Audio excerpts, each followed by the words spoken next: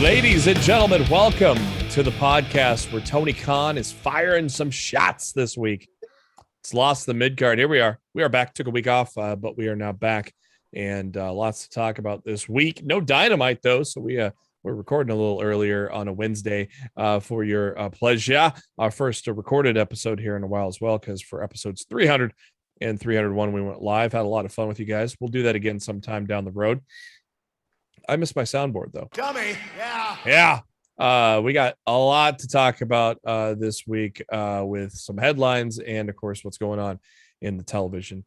Thank you for tuning in. Make sure you subscribe to us on, we got a podcast, of course. You can subscribe through anchor.fm, search for Lost in the Midcard, or any of your favorite podcasting apps on either iTunes, Spotify, all that fun stuff, Pocket Cast as well. Just search for Lost in the Midcard. Make sure you hit that new feed so you get the most updated podcasting feed and know when a new episode drops, typically every Thursday afternoon. And also, we're on that YouTube. The video version of the podcast is available. Brand new background for me here with some pops and some books and the champ, John Moxley, behind me.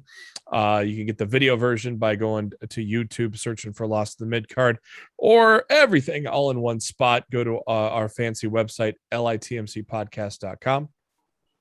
You can also go to Facebook, where we'll have our Facebook link, facebook.com/Lost in the Midcard, Twitter at LITMC Podcast. I am your host, Jeremy Bennett. You can find me on the Twitter at JB Huskers.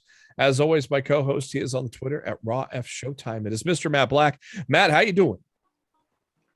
It's Wednesday without AEW Dynamite, and it really fucking sucks. Yeah. Don't like it. I don't like it at all. Yeah, I know, man. It's weird. It's weird. It's weird with nothing to do, but no wrestling to watch tonight. So, oh well. But we got something Friday, don't we, Matt? Dude, I'm all about Friday. Fucking YouTube only with goddamn Bryan Danielson and Minoru Suzuki. Oh, that could headline any pay-per-view around the world. We're getting it free on the YouTube at the buy-in before Rampage. And we also got Lee Moriarty against Bobby Fish. That's not going to be a slouch. That's going to be a fucking tremendous match. And it's an hour. Am I right? Is it an hour buy-in, Matt, or is it only half hour? No, it's 9 to 10. Okay, so there's going to be obviously more matches announced for that buy-in then. No, I think it's just going to be the two matches. Oh, you think just the two? I think I think they're going to give Bryan and Suzuki all the time they fucking want.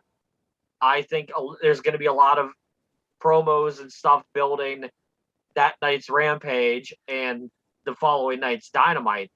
I think those two matches are just going to get a shit ton of time. Good. And see, and when you get those big matches kicking off the show, they're like, "Wait, they ain't the main event." Well, you know what? It means they get all the time in the world that they need, and that's why they're not in the main event. So the thing that I find hilarious is people are like, I've seen people complain, "Oh, you didn't YouTube, blah blah blah." Well, these are the same people who complain about commercial breaks, who complain about Suzuki not getting his little quote when he gets into the ring because his entrance isn't long enough. Yeah. I mean, all these things that these people complain and bitch about are all eliminated by airing this match on YouTube. Exactly. So which costs you fuck up and enjoy it. Which costs you nothing except for your internet bill. Dude, I don't even think I'm watching SmackDown Friday. I'm gonna DVR it, and at 9:00, I'm gonna load up YouTube on my TV. I'm gonna watch the buy-in, and I'm gonna flip right over to Rampage when it's time. Oh man, you know, maybe. I just like after, dude, as bad as SmackDown was last week, I have no desire. Yeah, I have no desire to tune into that show live when I can just get a good hour and a half of pro wrestling from 2 hours of good pro wrestling already from AEW on Friday night. You got me thinking. You got me thinking of the half-hour slot that doesn't exist. But no, like seriously, like 2.5 hours of SmackDown or 2 hours of AEW. I'm watching AEW. Sorry. And on Rampage, you got Ruby Soho and the Bunny. You also got a big 6-man with the Inner Circle, Sammy, Hager, and Jericho taking on Men of the Year, and the in-ring debut of Junior Dos Santos with Dan Lambert and Jorge Masvidal at ringside. And then CM Punk, Matt Sydal, which will not suck. So that is Rampage there for Friday. WWE Draft occurred here a little over a week ago. What were your thoughts on the draft? Like surprises, anything good, bad, and ugly? Obviously, the ugly being why the fuck do you break up the New Day again? But oh my dude, when they did that, when I was live in the building, it completely deflated me at SmackDown, and I couldn't get into the rest of the show. Yeah, like seriously, the second they split the group again, like I just felt my energy deflate. And I'm just like, you got to be fucking kidding me. And I just kind of like slouched in my seat and just watched the rest of the show. I just wasn't feeling it anymore. Like what? It completely took me out of my good mood that I had developed over that entire day. And yeah, why? I was very disappointed. There's just no zero reason.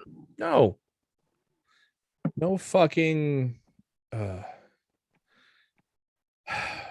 I like Hit Row got called up. I predicted that on the podcast a while back that I expected Hit Row to get called up. Very worried for them. Are you? Despite what Top Dollar wants to say on his Twitter account, I am very worried about where Hit Row is going to be 6 months from now on the main roster.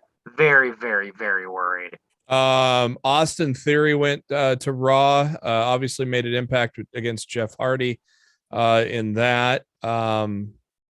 I thought Vince Russo, I thought Vince Russo made it an interesting point. He's like, they just have him show up and do this and nobody's going to care. If they would have done some vignettes or something, it might have been maybe worth more while debuting Theory that way. But, what can you say? The draft is every bit as fucking boring and uneventful as it has been the past couple of years. Yeah. The WWE Draft used to be an event. It used to be fucking exciting. Yeah. Like, I was at the first ever WWE Draft. It was in State College, Pennsylvania, Bryce Jordan Center for the Flair versus Vince when they were doing the drafts of Raw and SmackDown for the very first time. I was at that show. That draft was fucking exciting. Everything about it was great. And like the drafts that they do now couldn't be any more tedious and boring. Like they can do exciting draft shows. They just don't want to. It's very very frustrating. Yeah. It's been, I mean, thank God I was doing the live analysis on Sportskeeda. I felt so bad for you having to do that stuff live. Shit. It actually made the show enjoyable talking with the other guys on it. Yeah, you had guys to talk about. And it made the time go by fast. I mean, we did over 2 hours on Friday, over 3 hours on Monday, and I had a lot of fun. Some split ups, T-Bar and Mace got split up, Shotzi Blackheart and Tegan Knox got split up. I mean, why did they split up Shotzi and Ember to begin with is beyond me.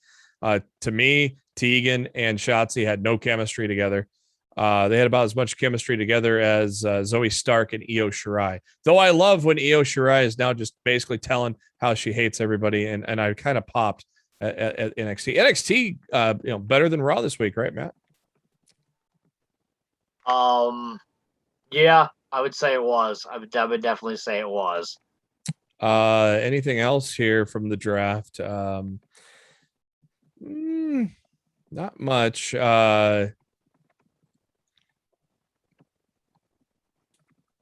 Xia Li got drafted from NXT, expected because she hadn't been on TV. Ridge Holland, I called Ridge Holland getting drafted just because all of a sudden he started losing when he was getting a rocket shoved up his ass. Then you got your obvious shifts with Drew McIntyre going to SmackDown. I figured Bobby Lashley would go to SmackDown. I was a little surprised he stayed on Raw, Matt. Yeah, it's fine though. I mean, look, at least he's still with the Hurt Business. Yeah. If they decide to do that, I'm not really sure what the fuck's going on with that. They're being so, confusing about that. Yeah, look, Cedric and Shelton are teaming together again, but they haven't been seen with Lashley in weeks. So like, Since Goldberg beat the fuck out of him. What the fuck's going on? You know what I mean? Yeah. Very interesting. Yeah. I don't know. It'll be interesting to see how things shake out. Of course, the draft takes effect in 9 days on October 22nd, which would be SmackDown. NXT last night, we started off showing that Hit Row got abducted by Legado del Fantasma ahead of the main event of the evening. We got Joe Gacy cutting a promo before his match with Tommaso Ciampa. I like the Joe Gacy gimmick outside, the buzzwords. They're trying to be way too today with all these buzzwords, but overall, I like the Joe Gacy gimmick. I know you're not really a big fan of it, are you, Matt? No, it's very, yeah. But he's also a good talent in the ring. Him and Ciampa, I thought, had a pretty good match to open up NXT. If Gacy would have won, he would have been added at Halloween Havoc, but no, Tommaso Ciampa gets the win with a failed fairy tale ending. After the match, Gunnar Harland, aka Parker Bordeaux, aka Brock Lesnar Jr., attacking Ciampa before Gacy calms him down, and then an awkward little reaction where he caresses Harland's head, and then he just takes off running. That was kind of weird, a little awkward. You think they're trying to push Toxic Attraction on NXT 2.0, Matt? I think by the end of Halloween Havoc, they're going to be holding all the women's championships. So yeah. Yes, I think they're pushing Toxic Attraction on NXT. Oh, the up close camera crotch shots. The old report that the NXT was going to get edgier. Oh, there you go. You get a lot of Toxic Attraction lately on 2.0. As they try to win over that demo. Funny thing was, I saw a number that said the median age for NXT viewership last week was 62. That's not quite I saw that. Not quite the demo they're going for. The ladies cut a promo, basically saying that they're going to be all walking out. Well, if you're going to put all the gold on Toxic Attraction, which I don't think is a bad thing, why didn't they just have why didn't they just have Jane and Dolan win that last match against Io and Zoe? Because I thought they were going to win, and then Io was going to get drafted. Yeah, I don't know. But look, the good thing about not drafting them is they can just bring them up whenever they fucking want to. Like, yeah. You didn't, like, to me, by drafting these guys, I feel like, to me, you're wasting a pick. Yeah. Because it's not like they're locked into a main roster deal. So technically in WWE world, you can go down and pull those people up into your roster at any time. Yeah. And wasting a pick on an NXT person just seems kind of silly. I was talking about that on the draft coverage we did on Sportskeeda. I was saying, after that first round, they really don't. The draft doesn't matter like it would on an NFL draft where it's top down. Because like Balor got drafted late. And they do that on purpose so that you keep the viewer engaged. All the top stars got drafted in the first 2 rounds. People wouldn't give a shit at that point. So they got to mix in big names with little names. It's another reason it really hurt. The 2-night draft sucks ass too, by the way. Yeah. And I know they want to give it to, they want to make sure that Fox and USA are both happy. Yeah. But got to kiss both networks' ass. But by splitting the rosters up into who can be drafted what nights and running it like they did, it's just like, it makes it even more tedious than it has to be. Like, I think if the draft was really just a 1-night thing, that ran both brands and it was just on, like, let's say Raw because it's 3 hours, Mm-hmm. I think it would go a lot better than, splitting it up into 2 nights. And honestly, if they want to do it into 2 nights, they need to go back to the Raw versus SmackDown matches. You remember the ones they did in like the 2000 or like late 2000, like 2010 or whatever? Like where the winning brand got a pick.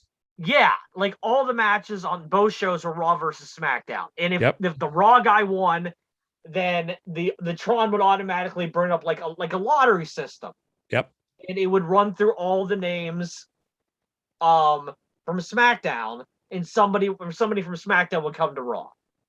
And I thought that was a hell of a lot more exciting than what they're doing now. Yeah. Because at least when the pick sometimes picks don't make any sense. You know what I mean? Yeah. So if you play by the logic that it's all randomly generated by this lottery board, essentially, then you just go, the luck of the draw. That's how things go. But when they're actually legitimately, quote unquote, picking these people back and forth, some of the picks you look at and you're like, what the fuck was this even for? Mm-hmm. So, exactly. Yeah. Another guy that I'm impressed with on NXT 2.0 is Zion Quinn. I like that dude. He got another squash victory tonight. I think he's going to be a star.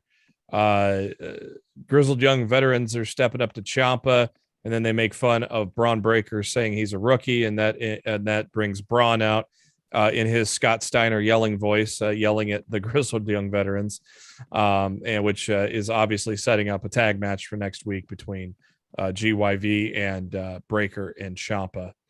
Ivy Nile made her debut with the Diamond Mind. I thought she looked pretty impressive. Matt, what'd you think? I think she's got a superstar look. Yeah. I think she's got a hell of a finisher. I love the squatting torture rack. Yeah. Yeah. That's the power you have to pull that off. I need that done on me. I need that done on me so I can, help my back pain out. is fantastic. I think she's somebody that could be a really big star for them a few years down the line. As long as they don't fuck with her. I think she's got all the tools already that she could be somebody really big for WWE in the future. I think Diamond Mind has gotten a lot of momentum and a lot better than the beginning. I think Diamond Mind is finally starting to get a groove. And they've added important pieces to the group to actually make it a group. Yeah. And that's certainly helpful. Yeah. They fired the guy that was least fit in the group. The Creed brothers are awesome. Ivy's is awesome. We all know Roddy's awesome. Hatcheman, he's just a coach. He doesn't wrestle, but he's kind of cool to be out there to kind of give it a little. He might wrestle eventually. I didn't know if he was a wrestler or not, but he gives that Arn Anderson kind of legitimacy to a team type of deal of having a coach like that. And of course, Malcolm Bivens is a tremendous manager. So I think a Diamond Mind is really starting to come around on its own here. That led to Ikemen Jiro coming out with a great pop. Apparently Jiro over with the NXT universe took on Julius Creed and Creed's single debut, because there was I hear that there's some scuttlebutt that eventually down the line they really want to push Julius Creed as a single star, which is way too soon now. You haven't even pushed the tag team yet. They're putting the cart before the horse, but I've heard reports that they are looking to really push Julius as a star down the line. Why are they going to split up AOP 2.0 already? Yeah, right. Raquel Gonzalez cutting a promo. Then we got Lashing Out, which best part about Lashing Out's Tony D'Angelo. Hey, forget about it. And then we got Kyle O'Reilly and Von Wagner, the most awkward tag team in the world, against Pete Dunne and Ridge Holland. Of course, Ridge Holland. No surprise that Holland takes the pin since he's on his way out the door. Kyle O'Reilly finally starting to trust Von Wagner now. I'm not sold on. I'm sold on a lot of these guys that I've seen already tonight on this show from last night, but I'm just not into Von Wagner yet. Von Wagner has the charisma of a freaking cardboard box. Yeah, that's insulting cardboard boxes, but I am not into him. Like Zion Quinn, Yes. Joe Gacy. Yes. Braun Breaker. Yes. You know, but Von Dude, Wagner. I'll take Gacy over Wagner. Wow. I know you're not involved. I know you don't like Gacy that much. Look, So I don't like something. Gacy's character, but he can at least go in the ring and he's good on the mic. I'm not really You know, into. like I don't find that there's nothing redeeming about Von Wagner besides his size. Grayson Waller didn't interest me, but then he had that great match with. I think it was Roderick Strong last week, and I was like, oh, all right, this guy can go in the ring at least. And Andre Chase, I'm not. I mean, we've done this gimmick before, and I don't know. I'm not high on Andre Chase's gimmick right now. Let's get him over by saying fuck. Right. Then there's Tony D'Angelo, who you know, you don't fuck with Tony. Don't fuck with Tony. Because if you fuck with Tony, you get in the trunk. You find yourself in the trunk. And I love Tony D'Angelo. And had a good debut too last week. And the NXT Universe loves this guy too. So I see some great things with him. Speaking of just throwing shit against a wall and seeing what sticks, what's with this poker gimmick for Duke Hudson? All of a sudden. Look, I don't fucking know. You already know how I feel about Duke Hudson. Like, I like Duke Hudson. Turn him into a pro poker player isn't going to change my opinion of him. Walk into the ring with a poker. Imagination. Well, I mean, you're already stealing Johnny Bravo's gimmick, and now you're walking to the ring with a poker chip, and this might have been cool in 2003 when Chris Moneymaker won the World Series of Poker. Isn't it more Swinger's gimmick than Bravo's? True. Well, Bravo's just the poker dealer. Yeah, you're right. Hey, the swing man, daddy. Hey, watch that gimmick. Duke Hudson it's weird. Grayson Waller has this great 10, 12-minute match with Roddy Strong last week, and then they have him job to Duke Hudson in 3 minutes, but Duke cheated, but still, it was a little weird. Indy Hartwell and Persia Perota getting in the tag team title scene for the women. They get the win over Saray and Amari Miller. That's when Toxic Attraction and Zoe and Io came out and setting up a triple threat at Halloween Havoc probably. And Io Shirai telling everybody that she hates them all. Then we got Grayson Waller trying to make Cameron Grimes into a ladies' man, I guess. Then main event. Next week on NXT, Ciampa Breaker against Grizzled Young Veterans, Odyssey Jones, Andre Chase is all that's been announced.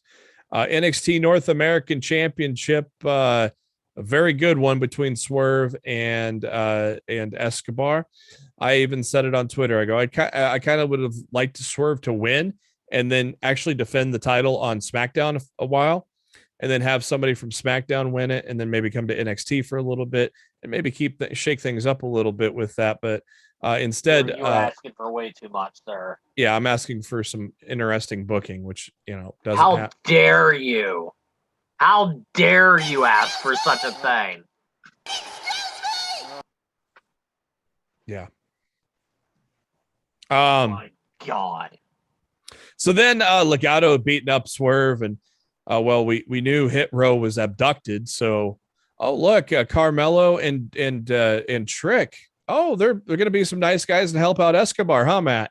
Dude, the second they came out, I was in the Sportskeeda newsroom, and I'm like, Carmelo's cashing in. Oh, I posted it on. And I'm like, fuck, I should tweet this instead. I need to know. I tweeted it.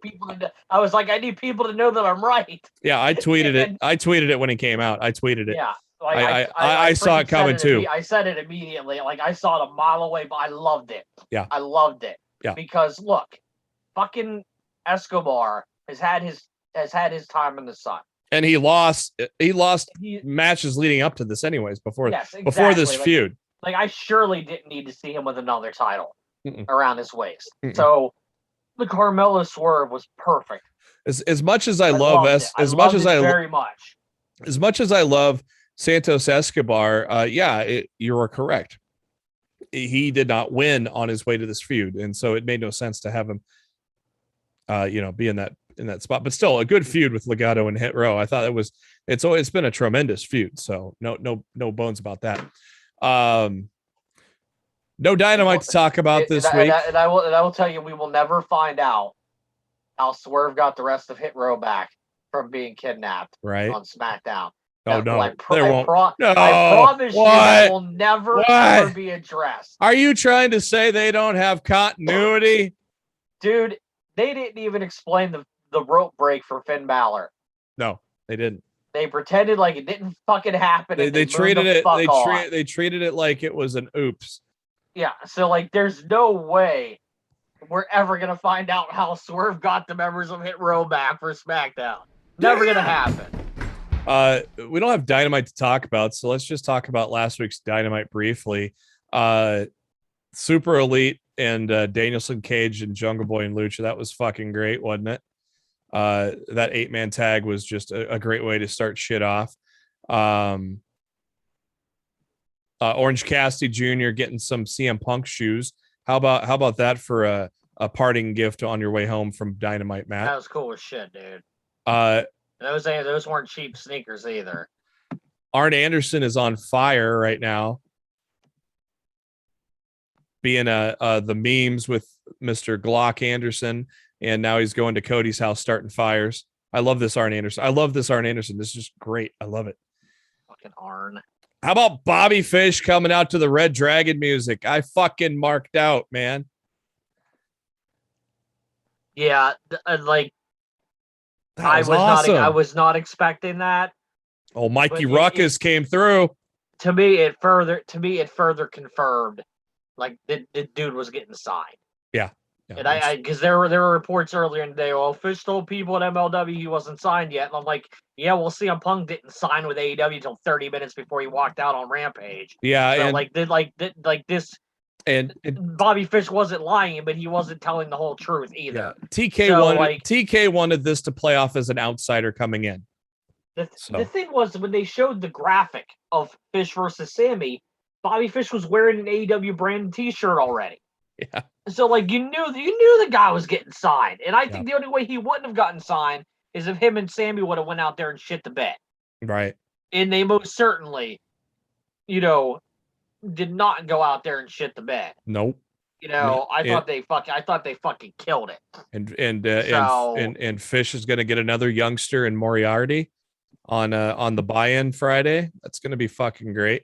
Fish is a good get because it's not only you got a veteran talent, you got somebody backstage, a veteran presence backstage thing. And that was something, and I got a story coming up later that was something Fish wanted to do. He wanted to be that in NXT, and well, they fired him. So then we got some more Dan Lambert getting yelling. Oh, I loved when the crowd started singing Judas a cappella when Lambert was trying to talk. That was classic, man. I loved it. The TBS championship unveiled. I love it. Good stuff, pal. Who's your first champion? I got Ruby Riott. Soho, yeah. Jesus Christ. You want me to tell you who I want it to be or who I think it's gonna be? I'm pulling a JR here, pal. I'll probably say Daniel Bryan by the end of the night too. All right, give me both, Matt. Give me both. I want it to be someone on the. I don't want it to be the obvious choice, like a Thunder Rosa or something. I want it to be like a Tay Conte or an Anna Jay, but I think it's gonna be Jay Cargill. Who faces Thunder Rosa? Is rumored to be facing Thunder Rosa. We'll get into that rumor in a minute. What else happened on the old Dynamite? Oh, we might have a Malachi Black Dante Martin match. That won't suck. No, that's on Dynamite Saturday. Is it? Okay, yeah. Good. Serena Deeb, Hikaru Shida. It was a damn good match. If Shida would have won, it would have been her 50th win. Nice swerve having Deeb win this and kind of go a little heel on her, I thought, Matt. Yeah, I thought this was really well done. Yeah. They even had the old glass out there to celebrate, and nope, no 50 for you. And then the casino ladder match, that pop for Hangman was just insane, wasn't it? For anybody He's the best, man. He's the best. For anybody trying to say, oh, CM Punk and Brian, see, I did it. Bryan Danielson and maybe Bray Wyatt and Braun signing all these big, everybody's gonna forget about Hangman Page and look at that fucking pop that Hangman Page got. I called it. Exactly. Forgot about Page. Yeah, I called it. I said the Joker was going to be Hangman, and because it fits the narrative of having Hangman win the title at Full Gear. If you watch BTE, you know what I mean. Full Gear. Now, how about this tweet from a picture of Tony Khan at the Jaguars game last weekend holding a notebook? Boy, do we have some sleuths on Twitter. We might have the Full Gear card for you. Obviously, Kenny and Hangman. Bryan Danielson and Jon Moxley. Fuck yeah. It's such good shit. Inner Circle, American Top Team. No surprise on that. MJF, Darby Allin. We already know that was leading to that. Punk and Wardlow. What do you think about that?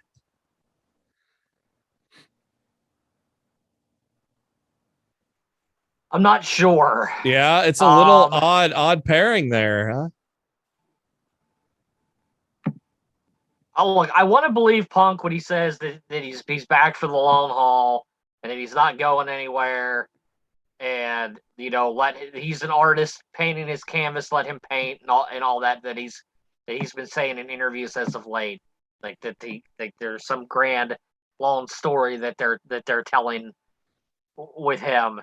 Mm-hmm.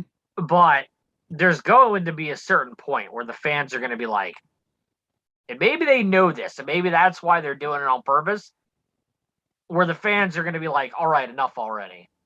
Like, why the fuck aren't you fighting the top guys for the top championships? Mm-hmm. And, it's going to, it's eventually going to get to that point. So they're going to have to be, they're going to have to be really careful about how many more times they can do this. And look, if you want to do Punk versus Wardlow on Dynamite, I'm okay with that. Punk versus Wardlow on pay-per-view? I don't know, man. I don't know. Seems like nobody could make out who they had penciled in Britt Baker to face. Thunder Rosa, Jade Cargill, as I just had previously mentioned. Christian Cage and Adam Cole, baby. That won't be too bad. Young Bucks against Jurassic Express. Cody versus either Malachi Black, Andrade, or Miro.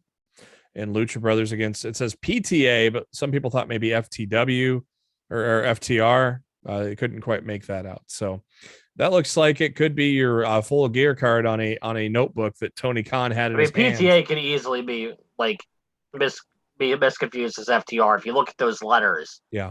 I mean, that would absolutely make sense. Yeah.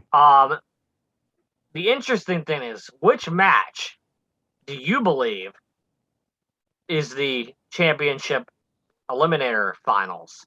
A lot of people think that's the Mox and Bryan Danielson one. Could be. Could also be Cage and Cole. It could be Page and Cole. If you want to go fucking nuts, it could be Punk. You want to get nuts? Could be Punk and Wardlow. Want to get nuts? It could even be Cody against Miro. Well, because it said A, B, or C. Yeah, it said Miro. They literally, Tony Khan could have been like, yeah, Cody, I'm putting you in the tournament. Even though you say you don't. You don't. You lost the match. Compete or whatever. Even though MJF cheated. So, there's a lot of opportunity there. You look at that. It's such good shit. That card. There's a lot of options for what could be that finals match, mm-hmm. and I think that's exciting. Rampage, CM Punk, Daniel Garcia had a hell of a match. They gave him 15 minutes too, man. Love that because they haven't showcased Daniel Garcia in this kind of type of position, it's been more shorter matches, like with Moxley, for example. So very good match with Punk and Garcia. Lucha Bros took on the Acclaimed with a win there. Jade Cargill with a squash against Sky Blue. And then Philly Street Fight, Starks and Cage. Of course, Team Taz causing Cage to lose yet again. SmackDown this week, we had a contract signing.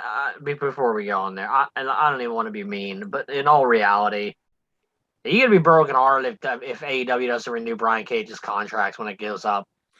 Yeah, he hasn't really like got he's one of those people where I'm just like, if they let him go, I don't even fucking care. Like I really don't. Like he's done nothing of note since being there. Yeah, and he's nothing like he's not wrestling. He's not wrestling matches like I saw him wrestle in Impact or Lucha Underground. And well, I never watched him in Lucha Underground, but I mean, I know, like, I was a fan of him for what I saw him do in Impact, and like what I saw him do in Impact, he's not doing in AEW. So, like, if he's not going to wrestle that style, like, I think the best match he's had in AEW since he's been there is that match with Hangman. Mm-hmm. At, I think it wasn't it Double or Nothing earlier this year. I think. Yeah. I think it was Double or Nothing. Doesn't help. I think that was the best match he's had. Doesn't help when your wife goes online and complains either. That helps nobody, really. No, it really doesn't. But I like both. I like Melissa and I like Brian, but it doesn't ever help anybody when, you know. Yeah, when your wife who works for another wrestling company is online bitching, you know, doesn't. Who does she work for now? She still works for Impact. Does she? Shit. SmackDown had a chaotic women's. And even if she doesn't, she was there for the Knockouts Knockdown over the weekend. Yeah, I heard about that. So if I haven't seen her on Impact though, except for that. I thought she was still working behind the scenes and stuff. Maybe behind the scenes, but yeah, she hasn't been on camera. Yeah, I thought she was still there. Maybe I'm wrong, but she's still affiliated enough with them that she was there for that Knockouts event. So. Oh, so yeah, I would not be surprised to see Cage return to Impact when his deal's up. Yeah, there's going to be a few guys that will leave AEW in 2022 with a lot of deals coming up. SmackDown, chaotic women's contract signing where a contract didn't get signed. And then we continued the awkwardness between Rey and Dominic Mysterio. I'm so over these contract signings, man. Yeah. King of the Ring first round, Rey and Sami Zayn had a pretty good match, actually. With Sami Zayn. Well, you knew they would. Yeah. But it's like, why is Sami in this tournament if you know he's not going to Saudi Arabia? Unless he decides to be a company man now this year. Dude. I don't see it. I don't see it. Not a chance. No, I don't see it. I'm just saying it. Well, you know. It's not even about being a company man. Like, his life would be in danger going over there. Well, yeah. You know, it's beyond doing things for the company. It's like literally like he could go over there and die.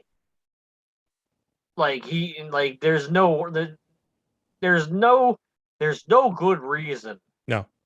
For him to go over there for any reason. No. So video package for Hit Row. They'll probably show up once the draft takes place a week from Friday or maybe soon after. Some video packages and Seth Rollins interview. We were off last week, so we didn't talk about it, but I liked the Seth Rollins going to Edge's house thing. I thought that was a good segment. Did you like it? I think I would have liked it more if I was sitting at home watching it instead of having to watch it in an arena on a big screen. Oh yeah, you were there. There was so much on that SmackDown that was on screen instead of it live in front of me in the actual ring. Yeah, it kind of it's another thing that kind of took me out of the show overall. I'm like, man, there's so much happening on the screen. I could have just watched this from home and saved $100. Right. You know, it's just 4 first-round women's matches in the Queen's Crown tournament got a total of 9 minutes of ring time. Pathetic. 4 matches. Closer to 8. Yeah, 8.5, something like that. Zelina Vega, and then on the left side of the bracket, you get Zelina Vega and Carmella who've lost every fucking match this year, beating And they're Tony two heels Storm. that no one gives a fucking shit about. And they beat Tony Storm and Liv Morgan, who I thought was going to win it and should have won it. I thought the finals were going to be Baszler and Morgan. And I thought Baszler was going to go over. And then instead Morgan doesn't even get out of the first fucking round. I want to know Liv Morgan's WWE contract status. Right. And if anybody out there right now is listening to the sound of my voice and you have any information regarding Liv Morgan's deal and when she's going to be up, slide into my fucking DMs because slide into them bitches. Roman Reigns takes 15 minutes to walk to the ring. Dude, Roman Reigns' entrances are longer than the whole first round of the fucking Queen's Crown tournament. Yep. It's fucking ridiculous. Acknowledge me. Like I acknowledge the women's division fucking sucks ass right now. That's what I'm fucking acknowledging. And right now, Liv Morgan's deal has to be coming up. It has to be. There's no other logical explanation for someone that's that over to be treated the way she's been treated over the last couple of months. Yeah. Her deal has to be coming up. It has to be. Has to be. There's nothing else that makes sense. No. Stephanie McMahon did this shit today. Like, we listen to our audience and we give them what they want. Like, motherfucker, you listen to what your audience wanted. Liv Morgan would have held a fucking championship 6 months ago. She was getting some pop skis. Dude, she was so over. After Money in the Bank, they took her off TV for a month and a half because she was too fucking over. Yeah. Yep. We don't want her to be over. You don't determine who goes over. I do. Dumbass old man. Shut up! Hit the button. It didn't work the first time. Thought Vince died on me. No comment. Cesaro Finn Balor had a great first round King of the Ring tournament match. Unfortunately, we are going to be deprived of a possible party final between Cesaro and Xavier Woods, but that would have been my preference. Now we're not going to get either of them in the finals. Yeah, you say that. I don't know. I still hold out hope for Woods. You still hold out hope for a company that actually gives a damn about what we want. It's not about what we and want. Yes, it is exactly about what we want. It's about what Xavier Woods wants. He's been wanting this for all his life. Yeah, and all the more reason he's going to be leaving this fucking company when they dick him over on Monday. Hey, if that is the precursor to him leaving and then eventually Swiss leaves. You hear G4 is actually going to be an actual channel? Mm-hmm. Like, it's not just some streaming gimmick on like YouTube or whatever. Yep. Like, it's actually coming back to cable television in November. Yep. And Creed's actually going to be hosting shows for them. Yep. That's fucking cool as shit. Hope it's going to be on YouTube TV. I don't know. I did see it was going to be on Verizon Fios, which I was very happy about. That's what I have. I almost thought I saw that it'll be on Twitch too. I don't know. That would be interesting. I thought I saw it was going to be on Twitch, but the only ones I remember seeing Verizon Fios because I was looking for my thing, and I remember seeing the Comcast / Xfinity was going to have it. So I'm not sure who else beyond those two, but I do know those two were listed. SmackDown ending with Rollins and Edge. Good segment there, leading Edge calling for a finale to the feud inside Hell in a Cell. I don't even know if Hell in a Cell has been announced yet. Yeah, it's in Saudi. Oh, they're doing Hell in a Cell in Saudi. Oh, yeah. Okay. Yeah, it's Crown Jewel. I am actually taking off the afternoon to watch Crown Jewel, and then I'm going to do the Sportskeeda post show. This looks like the best possible. I unfortunately have to work Crown Jewel, and I'm not looking forward to it. Well, you write wrestling, so I know that's what I'm freaking. You'll actually get to watch it. If I had to work, I would not be able to. If I had to work, I would not be able to watch. So I've never had to tolerate writing about a pay-per-view in the afternoon before. Like, from the time that I've started this line of work, like, the Saudi shows weren't being done anymore because we were in COVID. So this is my first Saudi show where I'm actually working during. So it's just like, Oh boy.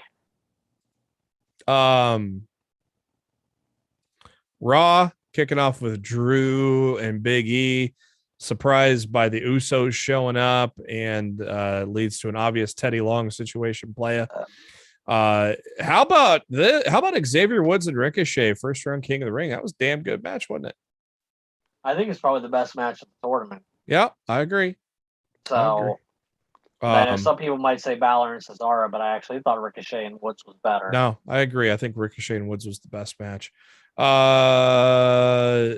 Mansoor or Ali finally turning on Mansoor, and that sets up a match at Crown Jewel, but which obviously Mansoor is going to win. Yeah, we didn't see that coming 50 fucking miles away. Shayna Baszler beat Dana Brooke in like a minute and 20 seconds. That was the actual time, I think.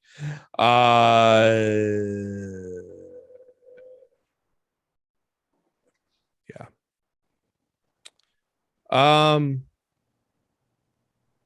Riddle gets destroyed by Almas, which they were seriously considering splitting AJ and Almas in the draft.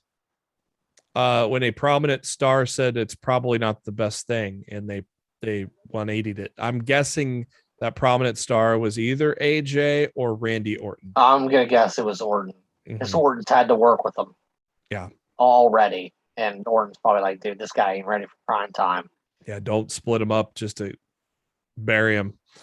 It would have been good for AJ. I hear I hear rumblings that AJ may eventually return to Impact and join the Good Brothers. What? I'm hearing that. Where the fuck you hearing that from? Sources. Who? I don't know. I forget who told me that today. We'll talk about this after. No, I forgot who told me that, honestly. I can't remember off the top of my head. I heard that the other day. I don't buy that for one fucking second. Because in my opinion, as soon as the Good Brothers Impact deals are up, they're just signing with AEW.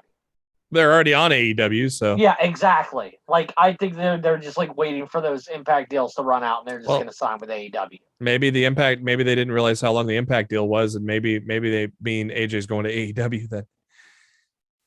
That all depends on AJ's contract situation. Poor Jeff Hardy jobbed to Austin Theory in 2 minutes. That even prompted Velvet Sky to tweet about the burial of Jeff Hardy. That's how bad it's gotten. Where Velvet Sky wrestled for a completely different company, notices how shitty Jeff Hardy is being booked right now. Of course, they wrestled.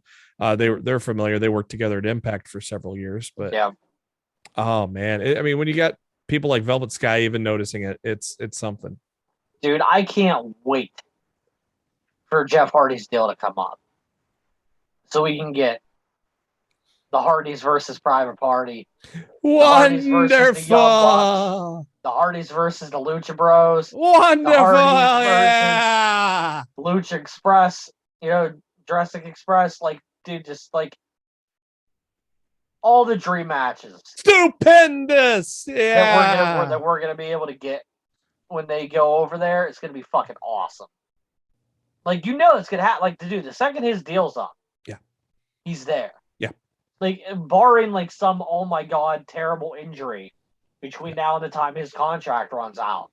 Like the second his deal's up, Hardy's over there with Matt. Well, you're getting jobbed in 2 minutes. It's kind of hard to get hurt. And here's the greatest thing. And Tony Khan will do this because he's a fucking brilliant man.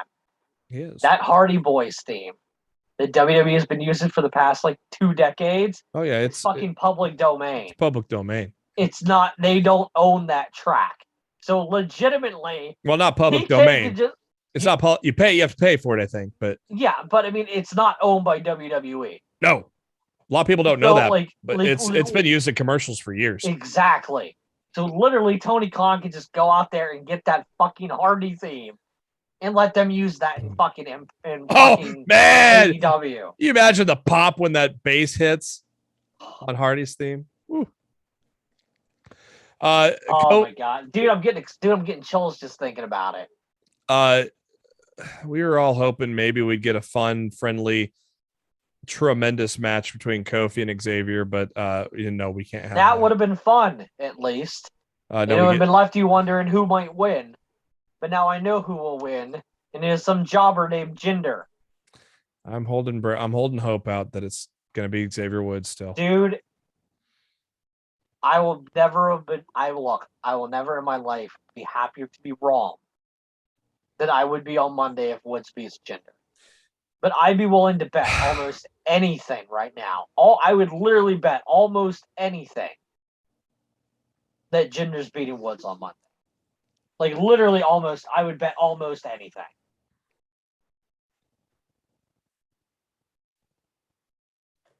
It was a stupid idea from bad creative. Yes. Yes, What? it is. There was a 4 women clusterfuck on Raw. I couldn't tell if I thought it was good or bad. The only thing I can say about it is it got time. Because it wasn't good. Yeah. They literally made all 4 of those women look like fucking morons.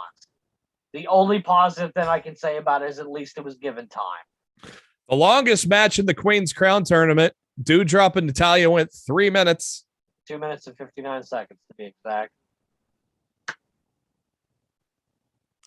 John Morrison doing some Matt Sydal gimmick. And Ripa's trying to open his third eye, man. And Rhea Ripley's like, "What the fuck you doing, pal?" Mansoor got the fuck beat out of him by Ali. Then we got the main event, which it was a good match, and it was a pretty good match. But I liked the Drew and Big E brawl at the end. I thought it was good to at least help set the table for Thursday. But I mean, overall, Raw was a shit bag, and that's putting it nicely. Monday Night Raw did at 1.58 million, ranked 8th at cable, lowest numbers since July. Well, to be fair, ranked 7th, 8th, and 11th in cable. Oh, hours. Because they separate all 3 of the hours. It's not an actual. In terms of Nielsen ratings, it's not a 3-hour show. It's 3 1-hour shows. So, and it's the only one that does that. Every other program, every other like SmackDown, AEW, everything else is they're factored in as one program. Raw is factored in as 3 1-hour shows. Huh. Very weird. Dynamite with a low, or Rampage with a low number, 502,000 on last week. Yeah, dude, look, they were, again, tape show against a very hot MLB playoff game. Mm-hmm. Like, what did they expect? I think being live this week, I think will help improve it, but I don't think it's going to be much higher. No, I would say 7. I was going to say somewhere between 650 and 700. I'd say 7. Have to guess. I say it's going to be I think it's going to be above average. It averages like 650. I'm going to say it's above average slightly. And the great thing about this week is SmackDown's on FS1. Yep. And SmackDown on FS1 is sometimes pulled in like 800,000 viewers. Going head to head with Rampage for half an hour. There's a chance that Rampage might beat SmackDown in a demo on Friday, which would be fucking awesome. You're saying there's a chance? There's a definite chance. SmackDown just barely over 2 million last Friday.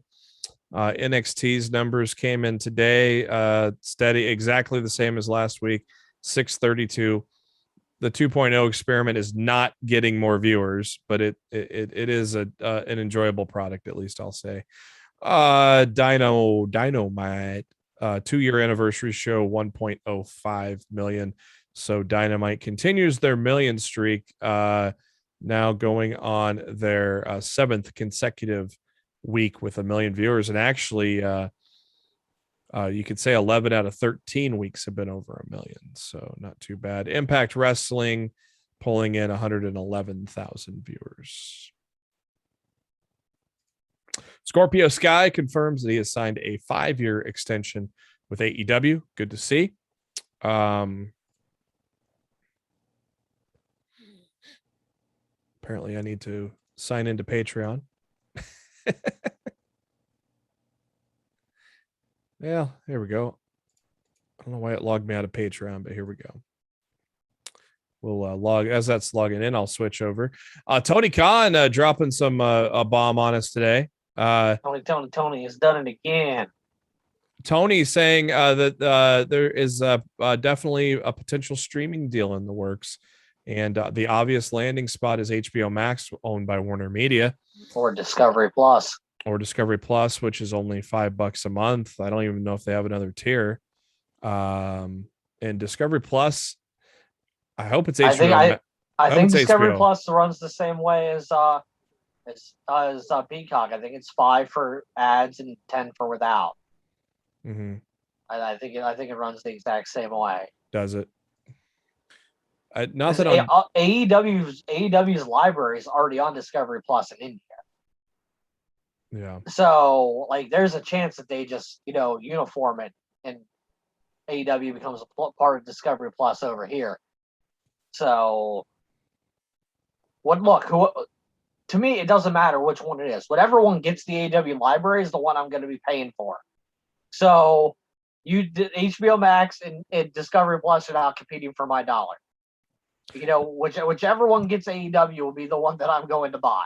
And I just signed back up with HBO Max. I got a deal for 6 months ad free at half off. So how much did that come to?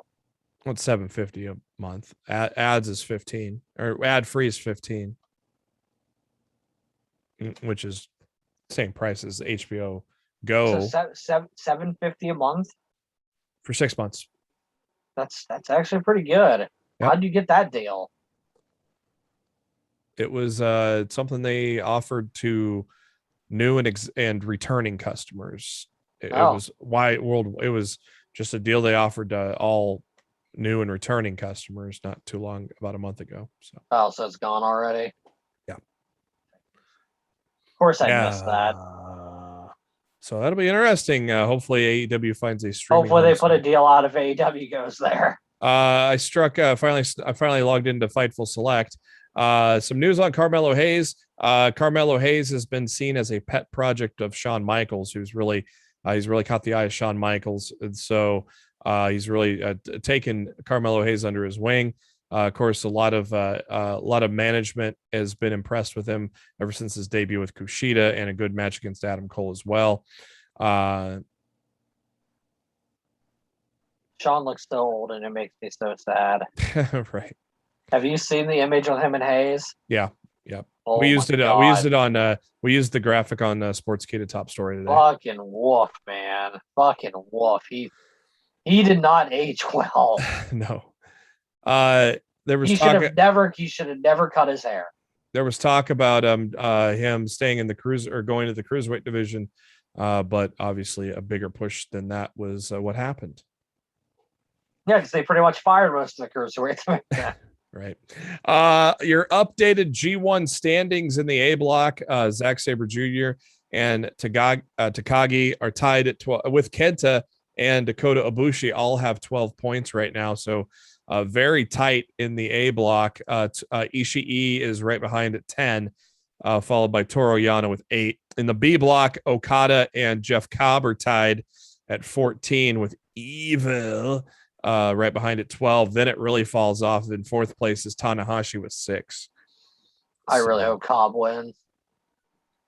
Cobb mentioned return to AEW possibly, but not until he's done focusing on the G1.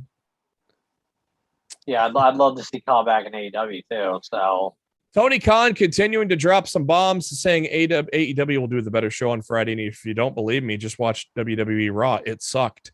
Where's the lie? Where's the lie? I know everybody wants to get butthurt about this, but he literally just spoke the fucking truth. Yeah. Raw fucking sucked this week. Man, you could feel the WWE Marks' buttholes pucker up when he said that, man.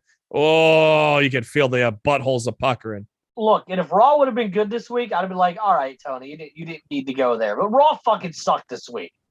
Like, he literally just told the fucking truth. Tony did get one thing wrong. He called it the go home show, but that's actually next week. Yeah. Unless he meant it's the show where everybody just goes home in the middle of it. WWE. I wanted to go home, and I wasn't even there. I think this is pretty clever. WWE with a new trademark for Roman Reigns, the Suplexorcist. I like that one. I think that's kind of clever. Now here's an idea, WWE. How about you don't trademark the new nickname that you're going to use for Roman before he beats Brock Lesnar and Crown Jewel next week? How about you not do that right off the bat? You fucking morons. Our good friend John Alba from Ad Free Shows broke some news that AC Romero released from Impact. They haven't been using him in months, so He asked for his release. They gave it to him. They finally gave it to him. Oh, here's something that's fucking funny. There's a report coming out that recent releases by the WWE are ruining DLC plans for WWE 2K22. Yeah, I could have told you all this 2 months ago, but I wasn't allowed. Yeah, you got all that. Them. Yeah, I can 100% confirm that this report is accurate. Let me put it that way. Speaking of video games, well, I thought I was going to another video game segment. Here we go. Let me just pull that one up. Aubrey Edwards has announced that she will eventually work with the AEW console game, but right now is focused on Elite GM, which recently released the season of Punk. I have not played it. It's just not mobile games to me. I gave up on mobile games for the most part. I don't play them at all. They just A, are money grabbers, B, just aren't interesting enough to me. And, you know, I don't know. I just don't play much on mobile anymore like I used to. I hear you. Speaking of Aubrey Edwards, she has also signed a contract extension with AEW. Of course, there's a lot of WWE marks that are butthurt that saying that she tries to make the show all about her. How about you just shut up and enjoy that she's one of the best referees in the planet? Exactly, Matt. Yeah, exactly. She has choke on my Gatorade. People say Aubrey makes the show all about her. Yes, the WWE marks hate her. That's fucking weird. The mark. If there's a referee in AEW to hate, it's fucking Rick Knox. Yeah. I don't understand why you would hate Aubrey Edwards. He doesn't know what a rule is. There are no rules when Rick Knox is in the ring.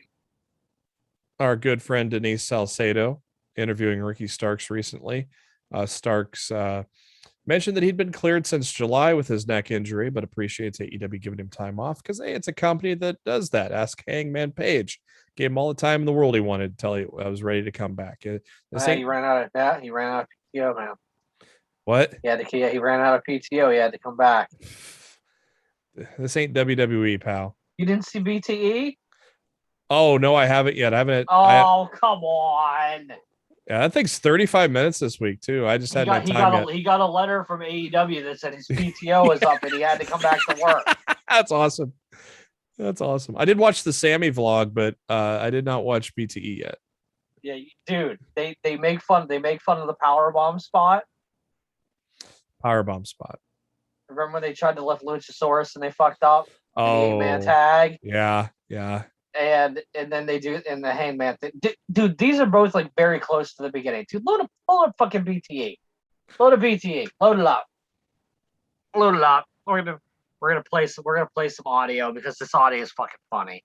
Yeah, because I do have it sharing my computer audio. Yeah, exactly. We can do cool things like. Oh this yeah, the name of the episode. The name of the episode is Powerbomb. Yeah. Let's play the elite the powerbomb thing because that's at the beginning, and the Hangman thing's not too far off from that. So let's play those. Let me see if I can those two things. Let me see if I can share this gimmick too. Oh, you gonna share the video? Oh yeah, buddy. Here we go. Can you hear it, Matt? I cannot hear it.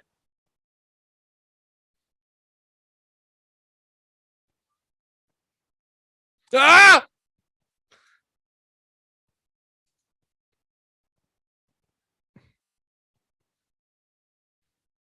Can you hear it? What's that, Matt? I can't hear it. Oh, I don't know why. Let's see here. Let's try this again. Oh, I know what I did. Here. Let's see if this works now. A position. Oh, he's gonna there we go. We can make good on. Should we do it? Guys, holy crap! I got a solution. Okay. Thanks. Yeah. Oh yeah, I'm Jesus. Oh, God damn it! Come You on. have a solution. Are you sure your shoes aren't? Yeah, actually, Yeah, I think your other one is untied. I mean, it's a it's little tight. bit. It's tight. I mean, Okay now. It's tied. Yeah, damn it. Yeah, I'm okay. cool. I don't know, like you're just observing it. We lost. I feel like you fit them Yeah, a little bit better. These are good. I don't think so.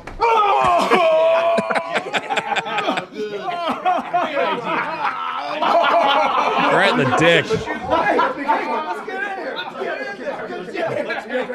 Oh, powerbomb spot. This time. On 3 or 1, 2, 3, go. 1, 2, 3, go. 1, 2, 0, 2, 0, 1, 2, 3, or is it 1, 2, 3? 1, 2, 3, go. Let's try that. Ready? 1, 2, 3, go. Come on.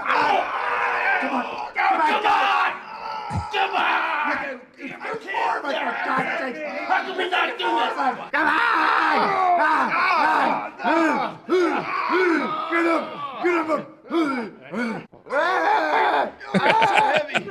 God, he's so heavy. There's 4 of us, for God's sake!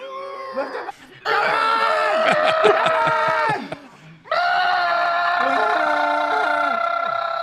Oh, for the love of God! Why is this so difficult? Come on! Come on! Ah! How can we not? Oh my god, my god. And Knock was not selling the. He was like laughing. Knock was Oh laughing. man, Oh man, I don't know where the Hangman thing is. Obviously, it's not next because they got the little travel. it's not too far. It's not too far in.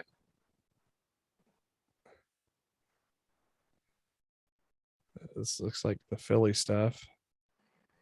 There, Oh, there here. it is. There it is. All right. The Hangman thing. You're gonna love the Hangman thing. Enough pillows there, Adam. Hey, you got the mail. Is that the wife's debut on BT? Yeah.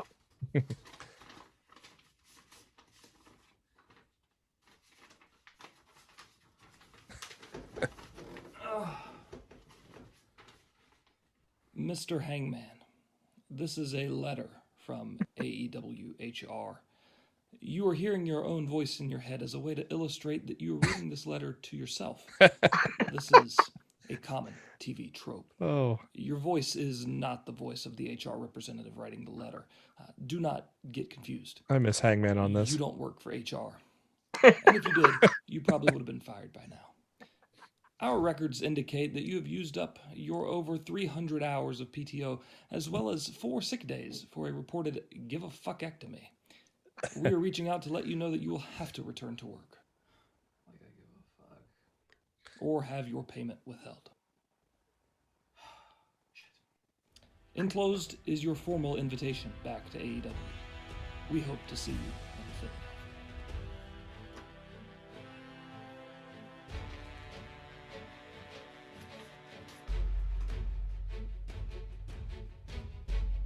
Oh. Man, what a weird Joker card. That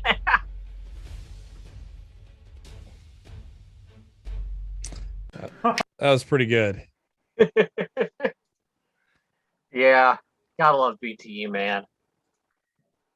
Oh my god. Yeah, I'll have to catch that later. I've been trying to catch up. I was trying to catch up on GCW. And I did watch the Sammy vlog this week though.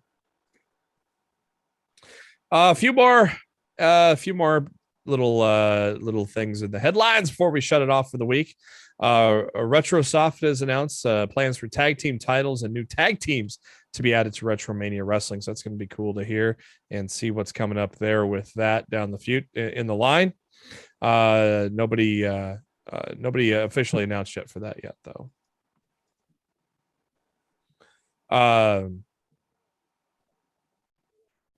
Fightful has learned that there were plans in place for Sammy Guevara to beat Miro at All Out, but then they decided to push that, and then eventually plan it for the Arthur Ashe show before having it moved to last a little over a week ago.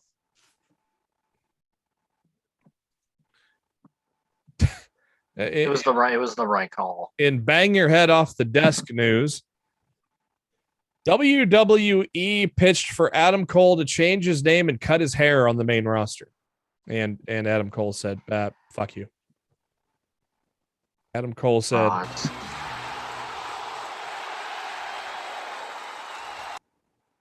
how can you be so stupid? Like, see it, like, seriously. Like, how can you be so stupid? Bobby Fish recently did an interview where he said he would have been ready to accept a player coach role in NXT before he got released. And now, well, look, he's doing the same. He's going to be doing the same thing in AEW. So I think it worked out for the better. Sportskeeda's Twitter might have started something accidentally. You think? I know exactly what you're talking about. I got a couple articles out of this. Our buddy Mike, who runs the social media at Sportskeeda, talked about one more match from Lita, and then Lita retweeted it and said, "Who do you think?" And then the man Becky Lynch goes, "I'll send you out with a bad arm if you like." And Lita goes, "Well, if you happen to find yourself in the neighborhood tomorrow." And then Becky promptly replied with, "Well, I got a couple of women to beat up, but maybe I'll make some time." Oh boy. Matt was referencing Punk painting that he's an artist painting his picture and to let him paint. The full quote from that was a recent interview with Tony Maggio of The Wrap, saying that what I'm doing is very calculated. It's very thought out. I'm here to stay. Trust me, in 10 years, people will be talking about what we have here in AEW.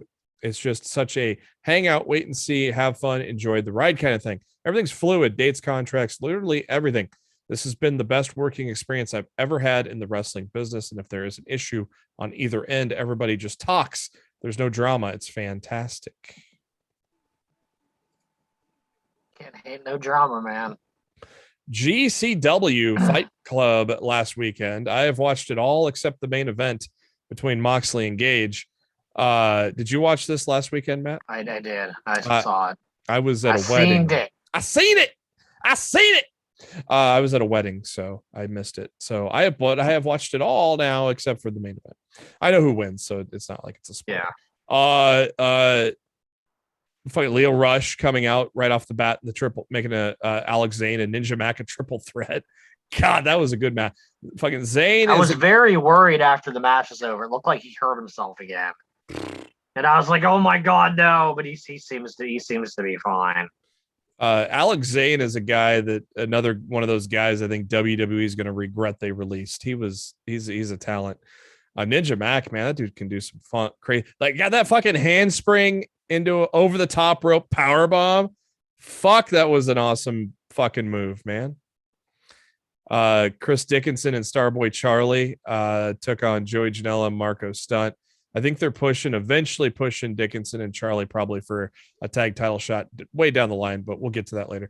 Jordan Oliver and Atticus Cogar, great match. I knew that was going to be a good match. Matt Cardona got his internet title back from Effie, thanks to Chelsea Green making her GCW debut. And now we might be getting Chelsea Green and Allie Katch. I'm fucking excited. Jimmy Lloyd won the 6-man scramble that they always like to have. Actually, it was a 7-person scramble. They always like to have right after intermission. Thunder Rosa making a thunderous pop as the 7th and unannounced entrant into that scramble. That was a hell of a pop. Tremendous 6-man tag with the Second Gear crew. Akira, G Raver, and Alex Colon. Those are all deathmatch guys.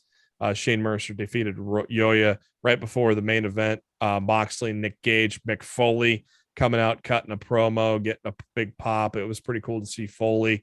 But after that 6-man tag, your tag champs, Mance Warner and Matthew Justice on the mic. How about the fucking Briscoes coming out, Matt?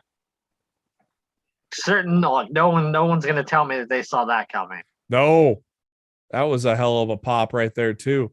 They didn't wrestle the next day, did they, the Briscoes? Because there was a show on Sunday too. Not that I'm aware of. I think I would have seen it on my timeline if they did. Okay, so that's coming up eventually. They'll probably do that at the Hammerstein.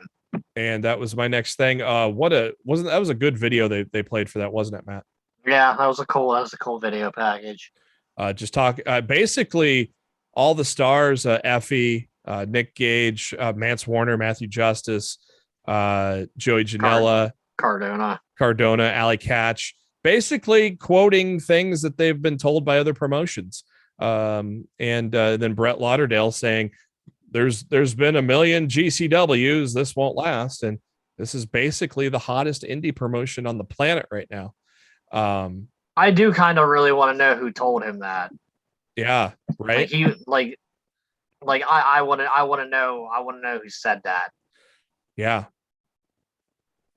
Like, was it because I'm honestly not sure. Was it a venue? Was it a promoter? I think from the way he worded it, it was another promoter. But I'm not sure. I'm not sure who. Yeah. Kerry Silkin, Scott D'Amore. Who knows? Hammerstein Ballroom Sunday, January 23rd. That's going to be fucking insane. They're, of course, a famous home of ECW. GCW has a lot of ECW comparisons. So I'm excited for that show coming up in January. Moving along. This news dropped when we were gone last week that WoW is coming back with AJ Lee as a producer role. She and of course Tessa Blanchard joining the fold as well, which drew a lot of attention, let's just say. AJ Lee, doing an interview recently, said that she could technically come back to the ring, but right now is enjoying the next generation of stars. So I would say you're not going to see it immediately, but don't be surprised if you see AJ Lee in the ring somewhere down the line. Thunder Rosa, this was from Fightful Select a few days ago. Thunder Rosa says that she was very flattered and honored that Tony Khan bought out her NWA contract when it was up in only a few months anyways. So Tony Khan went ahead and just paid off the contract with NWA. And just to NWA and Rosa did not have the best of relationships. So that was kind of cool. Tony saving the day, Matt. Yeah, buddy. Reggie Parks passed away this week. Just wanted to mention that he's was a wrestler, but also an iconic championship belt creator. I believe he created the double wing, didn't he, Matt? I think so. I'm not 100% sure. I think so. And our buddy Mark True will tell us. He's also created, I think, the Intercontinental title and the tag titles from back in the day. And let's leave you with this great nugget of a headline. EC3 says Goldberg defeating the Fiend Bray Wyatt killed wrestling for him. We're all with you, EC3. But Tony Khan has brought it back, hasn't he, Matt? I would certainly say so. That's going to do it for this edition of Lost in the Midcard. Thank you to everybody tuning in this week. Thank you to Anchor.fm for being our host on the podcast. All you got to do is search for Lost in the Midcard. Find the one that says new feed. You can do that on Spotify, iTunes, and any of your favorite podcasting apps. We're on the YouTube as well. Just search for Lost in the Midcard. All our links are on our website, litmcpodcast.com, facebook.com/Lost in the Midcard, Twitter at LITMC Podcast. Matt is on the Twitter at Raw Showtime. I'm on the Twitter at JB Huskers. And before we ride off into that sunset, Matt, what are your final thoughts? Enjoy Rampage Dynamite this weekend. It's going to be good shit. And we'll talk about it next week. Yeah. Have a good one. We'll see you next week.